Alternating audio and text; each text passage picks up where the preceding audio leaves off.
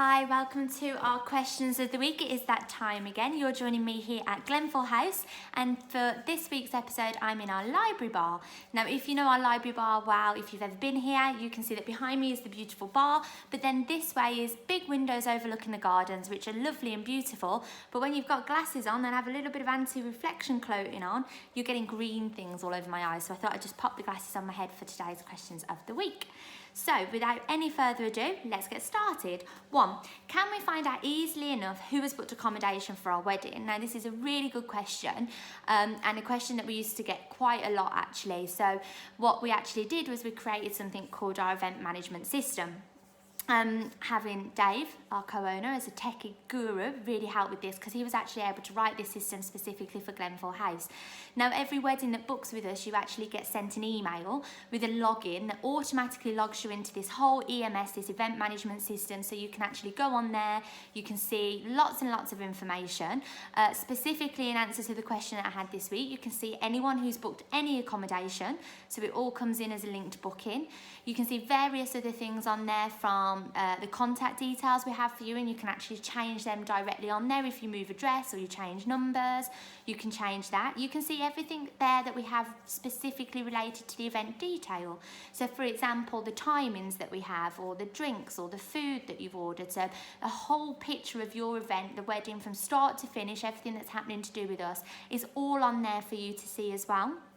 It's also a really great place because we put the receipts on there, so for any payments that you've made to Glenfall, you can actually see the receipts, and we can also upload any other important documents. So for example, when you send us your table plan, or a list of the order of guests that you want sat in a certain area, anything like that can all get uploaded.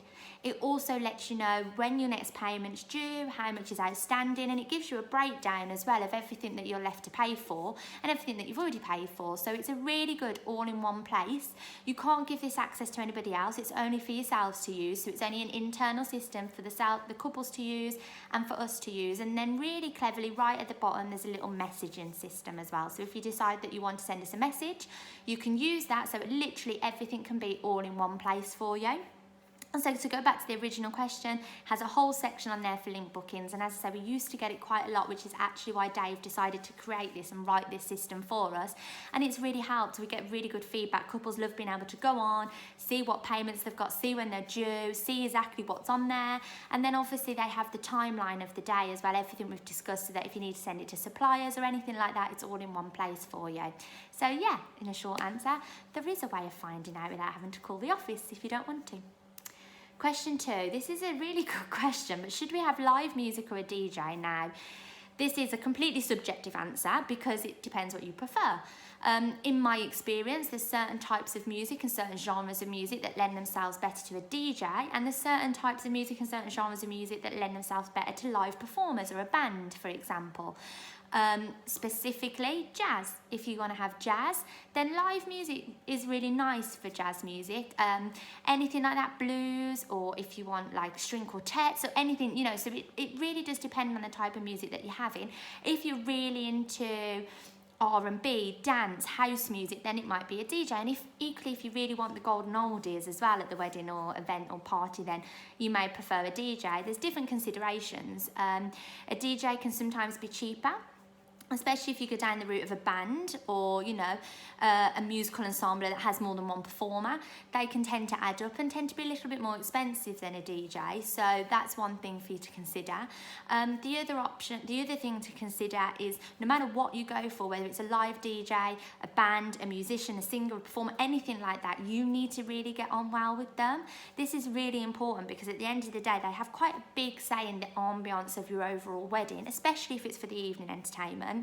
You know, your DJ isn't going to be a silent DJ. They're not going to not have a microphone. They're probably not going to talk unless you ask them not to. So you'll find that they act as a bit of an MC throughout the evening as well for you. So they kind of guide the proceedings as they go. And likewise, a band or anything like that, they're a really big part of your evening.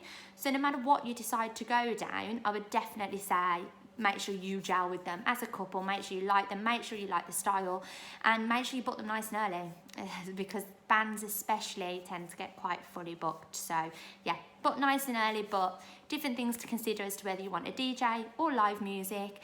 I tend to see the main sort of influencing factor as being what type of music you actually want throughout the day. That was question 2. Question 3, really interesting one again. Do I need to feed my suppliers? Well, I can't tell you that answer. So for that, you need to refer to your contracts. So there is every supplier you book should give you a contract. It's there to protect you, it's there to protect them. If they don't have it, ask for one. You should both sign it. So it's a really important thing, but that's where they'll actually say if it's in their contract that they require food. Now, there's a general sort of politeness involved in it as well. For example, if you've got, I don't know, any supplier, then they're only with you for an hour, then the chances are they're not going to expect you to feed them because they're only coming for an hour out their day. But some other suppliers, such as your photographer, your videographer, and even sort of the music for the evening, they're with you for quite a large part of your day, pretty much most of the day in some cases. So you may find that it's actually in their contracts that you supplied the band with soft drinks or even alcohol in some cases, and the photographer and videographer with a meal. Now, as I say, there's a general politeness involved in it as well. If it's not in the contract, it's at your discretion. I would always advise you keep them happy because they're making your day really happy for you and really special. So even if it's not in the contract, generally go like, how long are they here? Is it over like lunchtime, dinner time? And work with that from there. There is obviously options if it is in their contract. You don't have to necessarily give them a meal that you've ordered for the wedding breakfast. You know, you don't need to feed them a 3-course sit-down meal. A lot of caterers, and I know the ones that we work with, will actually do supplier meals. So they'll do more like a pan meal. So it's a little bit cheaper, but it's something they can make in bulk to go out for all the suppliers. Usually they won't have it at the same time as you guys have it. It's at a time that suits around the wedding. Obviously, the couple and the wedding guests are the main priority. But there's options there. Other things, you can set up a tab. So I know here at Glenfall, we can say, okay, do you want to give your suppliers any drinks? Do you want to set up a bar tab for them? And then you can let them know, okay, soft drinks. You know, you can cap it. You can say they can have alcohol. It's entirely up to yourself. So there's a level of politeness, but mainly check the contracts because I can't tell you if you have to feed them. But their contract can, and obviously if it's not in there, you're not sure and you want to know, just ask them, I would say. Question 4, is there a minimum number you require for a corporate booking? This is a really good one. We had a corporate here this week with four guests in, so no, in a short answer. There's no minimum requirement here. Now, people would think that Glenfall's this really big venue and there's minimum requirements and numbers. And the fact of the matter is there's not for any event that we do. You hire Glenfall House, it's, you know, majority of the time it's private hire, but if it's something smaller, like a 4-person corporate meeting, then you may just want to hire one of the rooms at Glenfall. For example, the morning room works really lovely when it's a smaller event like that. So no, we're really flexible. We'll work with you, your requirements and your budget ultimately, and let you know what we can do within that suits everyone and what you need. So no minimum order here for numbers. Question number 5, are we restricted to only having drinks purchased in the library bar? Ta-da! Hence why we're in the library bar today. I know you was all wondering, I'm sure you weren't, but yeah, that's why we're in the library bar. And again, really short answer is no. So we, again, very flexible. You can have a pop-up bar anywhere you like at Glenfall.